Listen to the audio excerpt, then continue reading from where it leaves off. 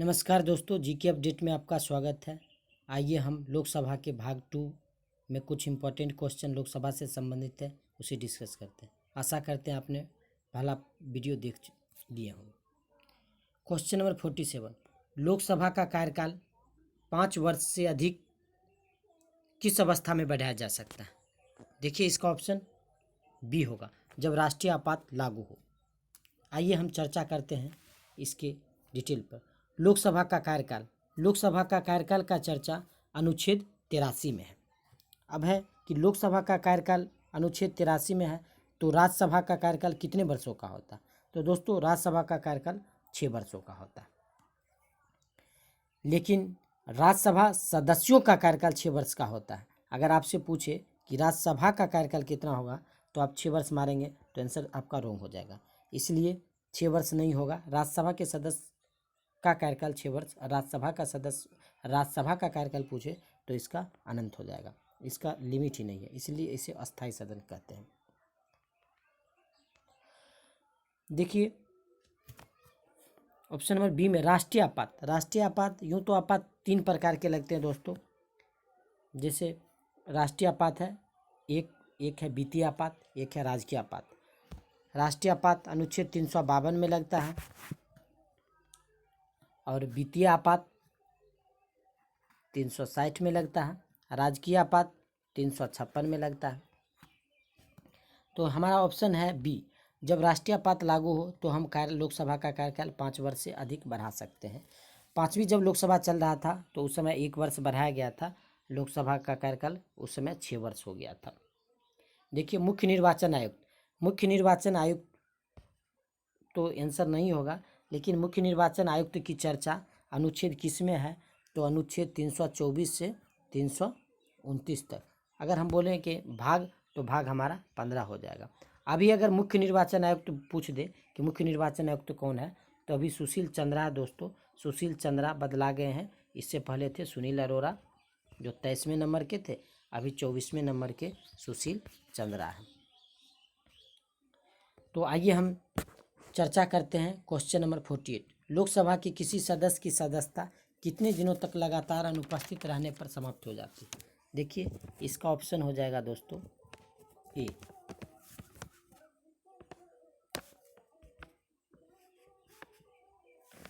इसका ऑप्शन हो जाएगा 48 का ए, 2 माह। अगर आप 2 माह से अधिक दिनों तक लोकसभा में बिना अध्यक्ष को बताए हुए अनुपस्थित रहते तो आपकी सदस्यता समाप्त की जा सकती है।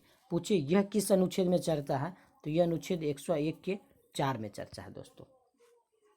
आइए हम चर्चा करते हैं क्वेश्चन नंबर 49, संसद सदस्यों को प्रति माह वेतन के रूप में कितना रुपया प्राप्त होता है?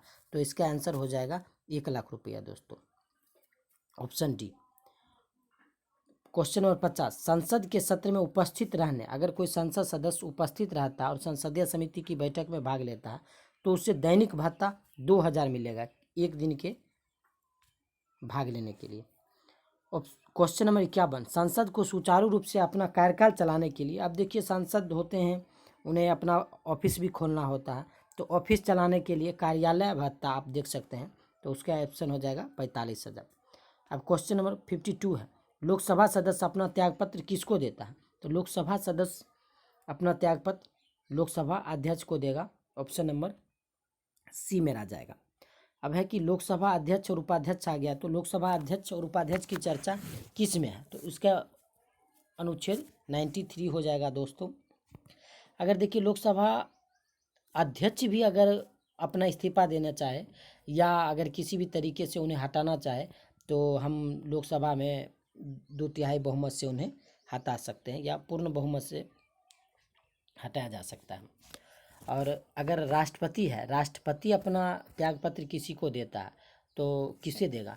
तो उसका आंसर उपराष्ट्रपति होगा। अगर उपराष्ट्रपति किसी को देगा तो उसका आंसर राष्ट्रपति हो जाएगा। और चलिए 53 नंबर क्वेश्चन, किस वर्ष से भूतपूर्व संसद सदस्यों के लिए पेंशन की व्यवस्था लागू की गई? जैसे अगर कोई आदमी संसद में खड़ा होता है और एक कार्यकाल टर्म पूरा कर लेता, फिर चाहता है कि हम राजनीति से दूर हो जाए, तो उसे संसद सदस्य के रूप में आजीवन पेंशन मिलता रहेगा। इस बात की चर्चा 1976 ईस्वी में आया था तो पेंशन व्यवस्था लागू संसद सदस्य के लिए 1976 में आ गया था। 1971 में देखिए शांति थी जब भारत और बांग्लादेश के साथ युद्ध हो रहा था, तो राष्ट्रीय आपात लगाता अनुच्छेद 352। राष्ट्रीय आपात कौन लगाता है दोस्तों?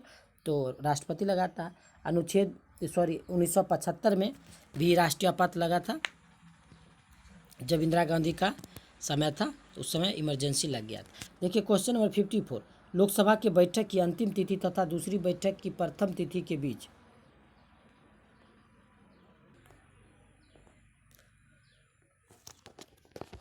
बोल रहा है। लोकसभा की बैठक की अंतिम तिथि तथा दूसरी बैठक प्रथम तिथि के बीच, यानी लोकसभा के 2 कार्यकालीन बैठक के बीच अधिक से अधिक समय का अंतराल कितना होना चाहिए? तो इसका ऑप्शन चला जाएगा ऑप्शन नंबर डी, 6 माह। 6 माह से अगर अधिक बैठक रहा तो फिर संविधान का अतिक्रमण हो जाएगा। तो 54 का अब ऑप्शन नंबर 1 क्या कहता है दोस्तों?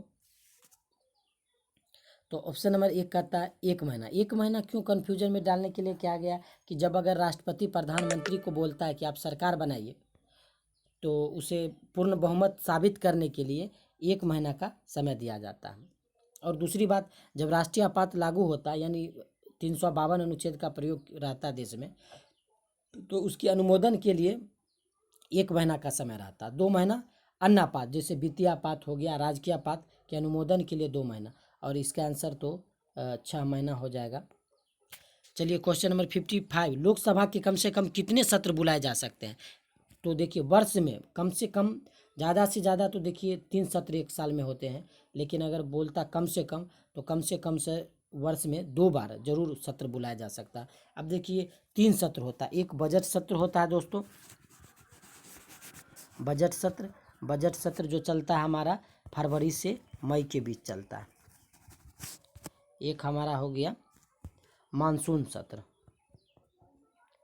आप चाहें तो नोट भी कर सकते हैं। मानसून हमारा चलता है जुलाई से अगस्त के बीच में। तीसरा जो है हमारा दोस्तों है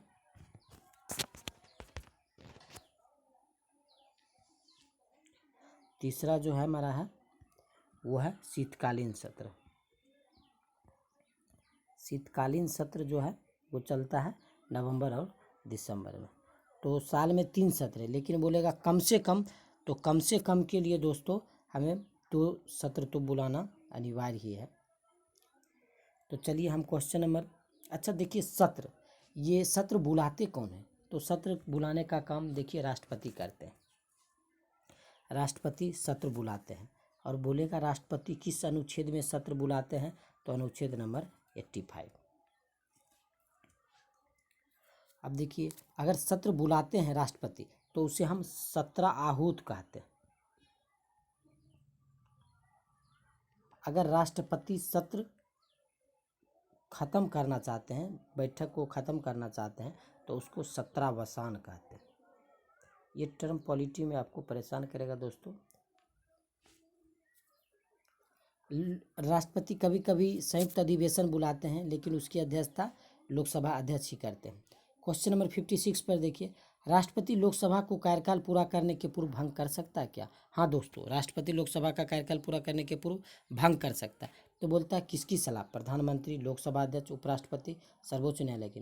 नहीं दोस्तों, इसका आंसर हमारा